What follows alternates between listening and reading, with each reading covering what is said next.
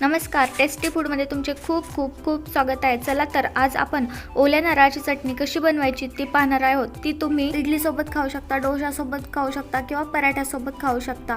ही खायला खूप छान लागते आणि बनवायला देखील खूप वेळ लागत नाही। चला तर लगेचच रेसिपीला सुरुवात करूया। ओल्या नारळाची चटणी बनवण्यासाठी मी इथे खूप सारा ओला नारळ बारीक तुकड्यांमध्ये कट करून घेतलेला आहे।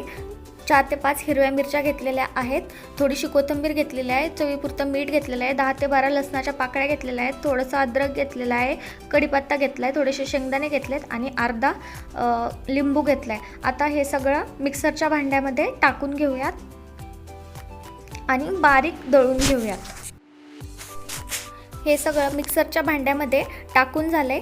आता यामध्ये थोडंसं पाणी टाकूयात आणि हे मिक्सरमध्ये बारीक करून घेऊयात। इथं आपण दळून घेतलेला आहे, तुम्ही पाहू शकता एकदम बारीक असं झालेलं आहे। आता हे एका भांड्यामध्ये टाकून घेऊयात।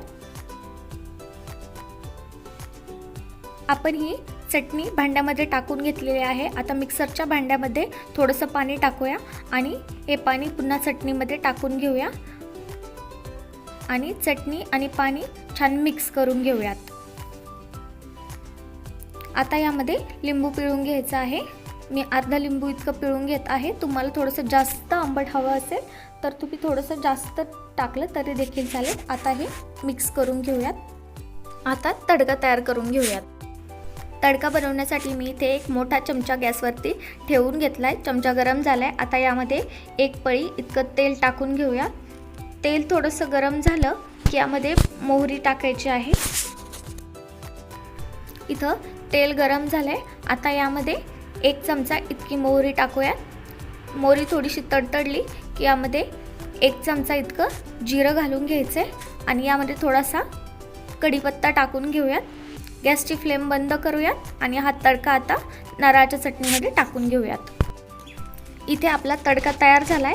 हा आपण नारळाच्या चटणीमध्ये टाकून घेऊयात आणि हे सगळं मिक्स करून घेऊयात।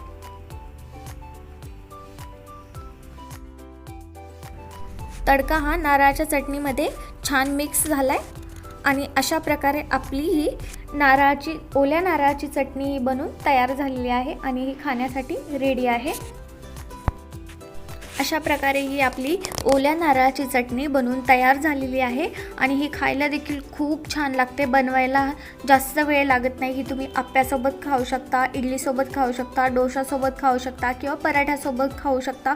ही सगळ्यांसोबत एकदम अप्रतिम लागते।